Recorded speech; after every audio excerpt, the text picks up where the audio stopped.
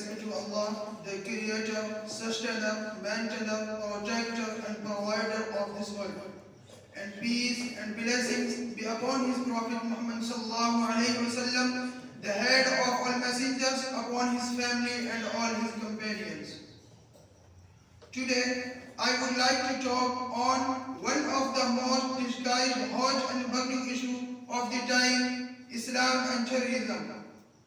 It is surprising enough that violent activities and terrorism are attributed to Islam, whereas it is the religion of peace and mercy. The word of Islam, which means submission to the will of Allah, is derived from Salam, which means peace. It is in fact Islam which for the first time in the human history came forward to protect the weak, to strengthen the poor and honor the despised. It regarded the safety of human life, wealth and honor, the utmost necessity of a human society. So dear brothers, Islam is the religion of peace, justice, mercy and compassion. It has nothing to do with terrorism. There is no correlation between Islam and violent activities. All Islamic sources preach plurality, nobility, generosity and selflessness. The Quran tells our attention to the high value of human life, whether it is Muslim or non-Muslim. Allah Ta'ala says in the Holy Quran, من قتل نفسا بغير نفس أو فساد في الأرض فكأنما قتل الناس جميعا ومن أحياها فكأنما أحيا الناس جميعا. If anyone killed a person not in retaliation of murder or to spread mischief in the land, it would be as if he killed the entire humanity. If anyone saved a life, it would be as if he saved the whole people. Dear audience, Islam goes further than just prohibiting oppression and safeguarding rights. It commands its followers to deal justly and compassionately to all those who seek to be in peace and harmony. These are the beautiful and unique teachings of Islam, the only solution for all humanity. But unfortunately, due to the action of few extreme individuals who are the guilty of violating Islamic laws, Islam has been associated with terrorism and violent activities and the tragic events.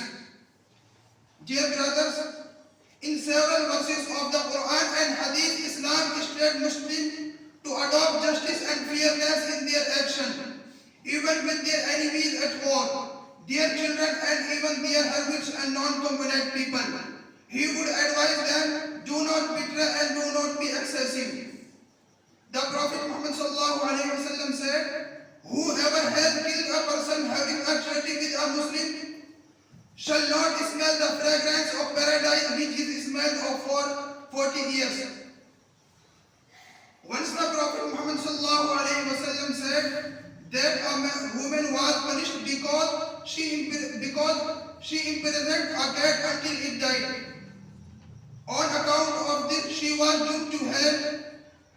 While she imprisoned it, she did not give the cat food or drink, nor did she free it to eat what she found. Likewise, he said that a man gave very thirsty drink a dog. May Allah forgive his sins for this action. Islam, it means peace. It stands for peace. It promotes peace. It teaches peace. And everything that you will achieve is peace. In this world, peace. In the next, peace. In your grave, peace. With your children, peace. In your environment, peace. The Prophet Muhammad said, بدأ الإسلام غريبا وسيعود غريبا فطوبى للغرباء. Islam started strange and it will return to be in strange, so glad dive into the stranger. As you know, every single one of us is trying to be exact like everyone else.